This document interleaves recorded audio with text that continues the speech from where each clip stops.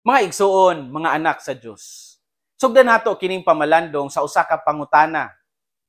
Nganong sa dihang nahibalo ang mga taga Samaria nga si Jesus padung sa Jerusalem, wala man nila siya dawata. Ngano? Nganong wala gidawat sa mga taga Samaria si Jesus sa dihang nahibalo sila, nahibalaan nila nga siya muadto sa Jerusalem. Ngano? Ang tubag, ang Samaria o Jerusalem adunay taas nga kasaysayan sa panagbingkil.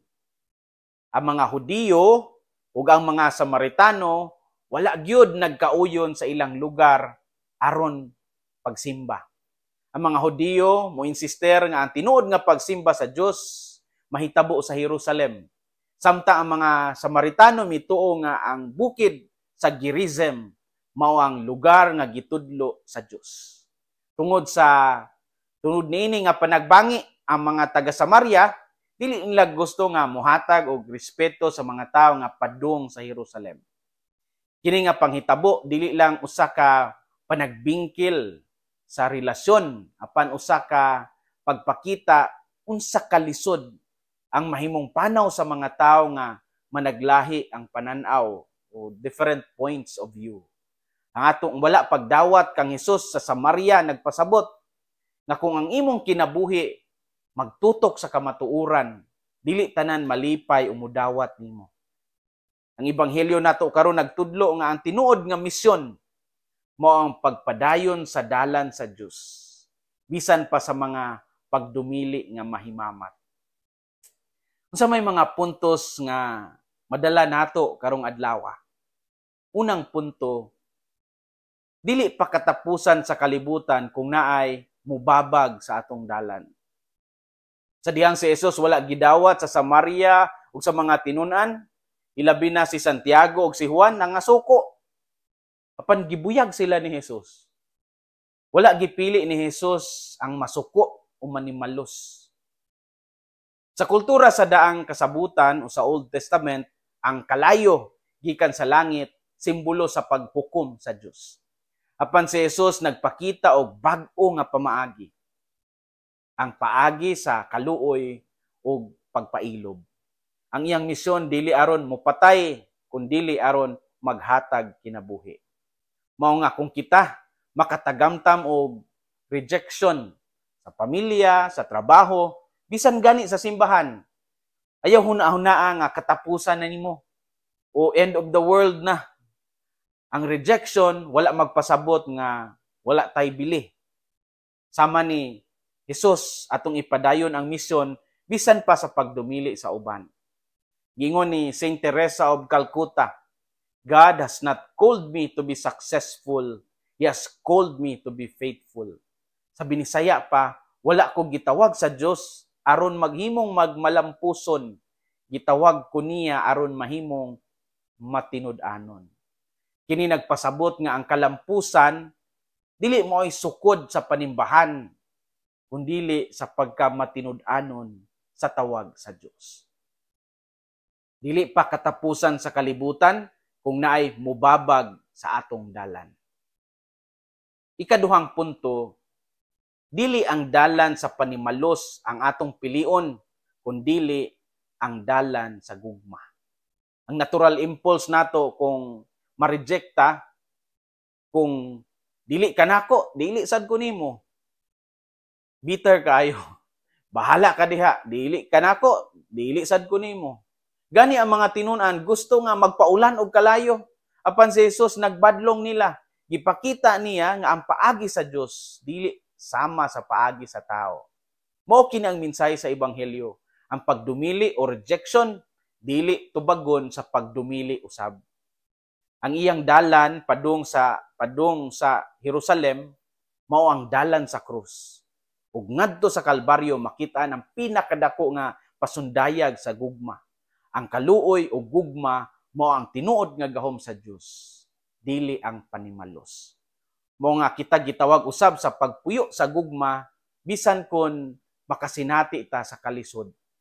Kung adunay mga tawo nga mosalikway nato, mobash nato, umapasakit ka nato, ang tubag dili kasuko. Giingon sa letter to the Romans 12:21, do not be overcome by evil, but overcome evil with good.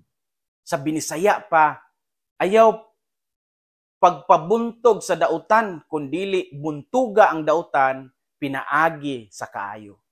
Kini mao ang paagi ni Jesus og mauusab ang atong dalan nga agian. Dili ang dalan sa panimalos ang atong pilion, kundili ang dalan sa gugma. Story time. Sa kasaysayan sa mga Korean martyrs, usa ka makapadasig nga sugilanon mao ang bahin sa duha ka French missionaries nga adunay tawogon nato nga Malaysian connection. Sila mao si Bishop Laurent Imbert ug si Father Jacques Honore Chastan nga miadto sa Korea aron sa pagdala sa ebanghelyo. Og sa ilang pagbiyahe, miagi sila sa mga komunidad sa Malaysia og nagpadayon sa ilang misyon bisan pa giingnan na sila nga basin mamatay sila kung moadto sila sa Korea. Apan pag-abot nila sa Korea, wala sila dayon gidawat og daghang mga pagsulay ang ilang giatubang. Apan imbis nga masuko o mubalik sa ilang agi, gipakita nila ang gugma og pasensya hangtod nga gihatag nila ang ilang kinabuhi isip martir. Niadtong tuig 1839, ang Korea nagpatuman og grabe nga persecutions batok sa mga Kristiyano. Si Bishop Laurent Imbert, human masakpi ang iyang misyon, siya mismo mitugyan sa iyang kaugalingon sa mga otoridad kay dili niya gusto nga daghan pa mga Kristiyanos ang madani o mamatay tungod sa pagpangita kaniya. Siya og si Father Jacques Honore Chastan gibalog sa bilangguan, giimbestigahan o gipakaulawan tungod sa ilang pagtuo. Ug human sa pipila ka semana, giputol ang ilang ulo isip silot sa pagdala sa Kristyanismo ug sa pagsupak sa mga balaod sa Joseon Dynasty nga nagdili sa foreign religion. Ang ilang kamatayon giisip nga martyrdom ug sila kabahin sa nalista nga 103 Korean martyrs nga gikanonize ni Pope John Paul II niadtong 1984. Mga igsuon, mga anak sa Dios. Ang ebanghelyo karon nagpahinumdom nga si Jesus wala mosugot nga ang kalayo sa kasuko mao'y mosunog sa iyang misyon. Ang iyang paagi mao ang gugma nga walay kinutuban. Ug mao usab kini ang dalan nga gihatag niya kanato. Ang mga rejections, ang mga babag ug mga kalisdanan kini mga hagit lamang. Apan dili kini makapahunong sa misyon sa Dios. Kung magpabilin ta sa gugma, kita mahimong mga saksi na bisan pa sa kasakit o sa kalisod, ang gugma sa Dios mao ang magpabilin nga pinakagamhanan sa tanan.